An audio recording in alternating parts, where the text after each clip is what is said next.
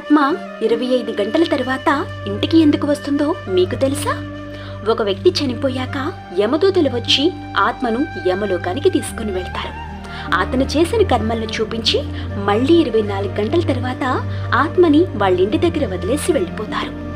ఆత్మ 13 రోజుల వరకు వాళ్ళ కుటుంబ సభ్యుల మధ్యనే తిరుగుతూ గట్టిగా అరుస్తూ బాధతో ఏడుస్తూ ఉంటుంది. కానీ బ్రతికున్న మనుషులెవ్వరికీ కూడా ఆరుపులు వినపడవు. ఆత్మ కనిపించదు. తన శరీరంలోకి వెళ్ళటానికి చాలా ప్రయత్నిస్తోంది, కానీ వెళ్ళలేకపోతుంది. 11వ రోజున లేదా 12వ రోజున ఆత్మకి పిండం పెడతారు. 13వ రోజున ఆత్మ యమలోకానికి బయలుదేరుతోంది. ఈ ప్రయాణం 1 సంవత్సరం వరకు ఉంటుంది. ఈ ఆత్మ ప్రయాణం చాలా కష్టంగా ఉంటుంది.